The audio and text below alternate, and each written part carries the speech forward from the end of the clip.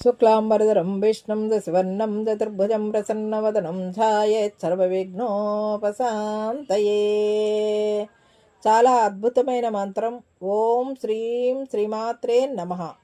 ఒకసారి పాలసముద్రం శేషపాన్పుపై శ్రీ మహావిష్ణువు లక్ష్మీ సమేతుడై ఉండగా అనుకోకుండా పార్వతీదేవి సరస్వతీదేవి లక్ష్మీదేవిని చూడటానికి వైకుంఠానికి వచ్చారు. అల్లంత దూరాన వారిని చూసిన లక్ష్మీదేవి భర్త అనుమతితో ఆయన పాదాలను ఒత్తడం ఆపి శేషపానుపు దిగి వారిద్దరిని సాదరంగా ఆహ్వానించింది. ముగ్గురు సమీపంలోని ఓ ఉద్యానవనానికి వెళ్ళి ఓ చంద్రకాంత శిల మీద ఆసీనులై ఇష్టాగోష్ఠిగా మాట్లాడుకోసాగారు. వారలా మాట్లాడుకుంటుండగా దూరాన నారదుడు వస్తుండటం కనిపించింది. నారదుడు కూడా వీరిని చూశాడు. ఇంకేం కలహభోజనుడు, తనకు కావలసినంత కాలక్షేపం దొరికింది అనుకున్నాడు. త్రిమూర్తుల భార్యలంతా ఒకచోట కూర్చుని ఏదో విషయాన్ని గురించి మాట్లాడుకుంటున్నారు కనుక ఏదో ఒక చిక్కు ప్రశ్న వేసి వారి మధ్య కలహాన్ని రేపి తన నామానికి సార్థకతను చేకూర్చుకోవాలి అని అనుకున్నాడు. అదేవిధంగా జగన్మాతలు కూడా నారదుడిని చూసి ఈ కలహభోజనుడు ఊరకనే రాడు, ఇతనికి తగిన బుద్ధి చెప్పాలి అని నిర్ణయించుకుని బ్రహ్మమానస పుత్రుడిని సగౌరవంగా ఆహ్వానించారు. ఈ సందర్భంగా నారదుడు ముగ్గురమ్మలను చూసి నమస్కరించాడు. ముగ్గురమ్మలు సైతం నారదుడిని ఆశీర్వదించి విషయాలేంటని అడిగారు. ఇక సమయం దొరికింది కదా అని నారదుడు కలహాన్ని మొదలుపెట్టాడు. త్రిమూర్తులైన వారికి భార్యలైన వీరు ముగ్గురు సకలలోక వాసులచే స్తుతింపబడుతున్నారు. అంతవరకు బాగానే ఉంది. కానీ మీ ముగ్గురిలో ఎవరు గొప్ప అనే సందేహమే చాలామందిని వేధిస్తోందని చెప్పాడు. నారదుడు తన పనిని ప్రారంభించాడనుకున్న ముగ్గురమ్మలు, నారదా, నీ సందేహం ధర్మసమ్మతమే. నువ్వు భూలోకంలో మేము చెప్పిన చోటుకు వెళ్ళి అక్కడున్న మా భక్తుల్ని పరీక్షించి మేము చెప్పిన మంత్రాన్ని వారికి ఉపదేశిస్తూ ఉండు. కొంతకాలం తర్వాత మాలో ఎవరు గొప్ప నీకే అర్థమవుతుందని చెప్పారు. ముందు సరస్వతీదేవి నారదునితో, నారద, భూలోకంలో మహాబలిపురానికి వెళ్ళి అక్కడున్న ఓ గురుకులంలో సెల్వనాథుడనే విద్యార్థిని కలిసి సమయం సందర్భం చూసుకుని అతని చెవిలో ఓం శ్రీమాత్రే నమః అనే మంత్రాన్ని 3 సార్లు ఉచ్చరించి అతనికి మంత్రోపదేశం చేయమంటుంది. మంత్రోచ్చారణకు తర్వాత అక్కడ జరిగిన విషయాన్ని తమతో చెప్పగలవని సరస్వతీదేవి అంటుంది.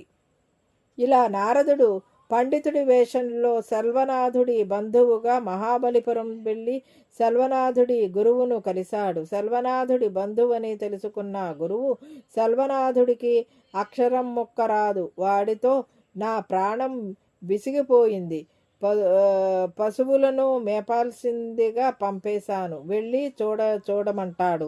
నారదుడు విషయం తెలుసుకుని బాలుడి దగ్గరికి వెళ్తాడు. ఆ బాలుడు చదువురాదని తాను పడే కష్టాల్ని చెప్పి బోరుమన్నాడు. నారదుడు ఆ బాలుడిని ఓదార్చి మంత్రోపదేశం చేస్తానని, ఆ తర్వాత ఏం జరుగుతుందో చూద్దామని చెప్తాడు.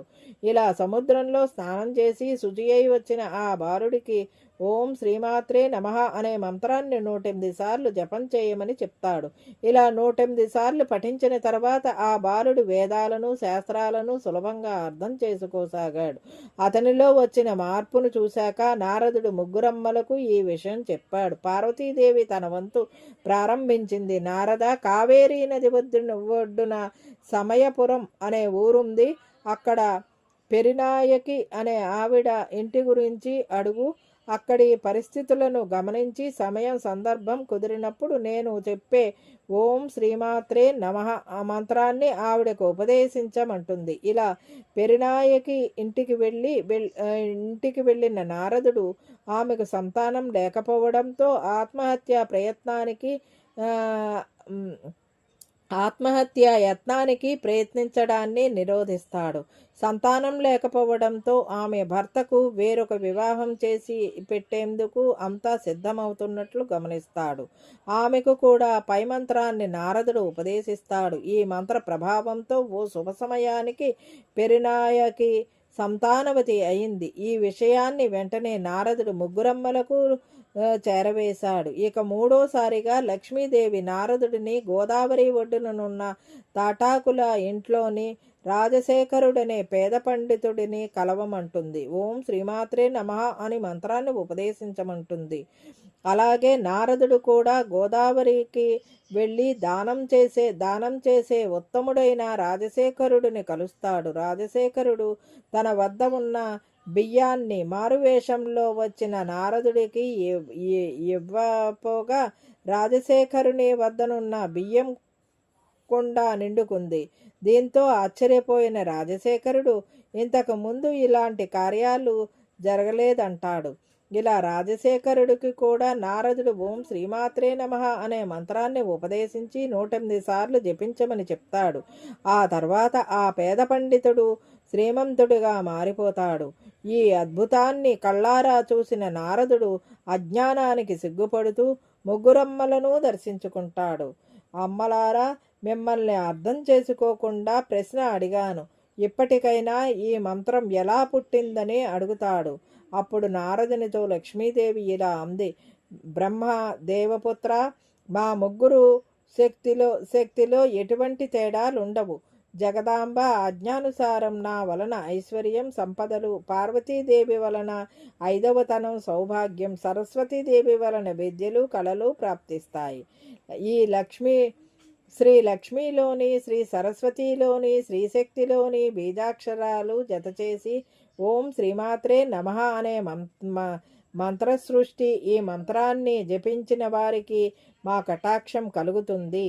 అందువల్ల ఈ మంత్రాన్ని అర్హులైన మా భక్తురాలకు ఉపదేశం చేయగలవు అని చెప్పింది. అమ్మవారి అనుగ్రహం కోసం నిత్యం పాటించాల్సిన మంత్రం శ్రీమాత్రే నమః.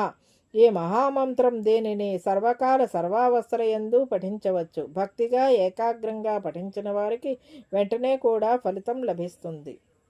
ఓం శ్రీమాత్రే నమః. ఇదండి ఈనాటి వీడియో. ఈ వీడియో కనుక మీకు నచ్చినట్లయితే లైక్ చేయండి, షేర్ చేయండి, కామెంట్ చేయండి, సబ్స్క్రైబ్ కూడా చేయండి. మరిన్ని వీడియోలు కావాలంటే బెల్ ఐకాన్ని నొక్కండి. Thank you for watching.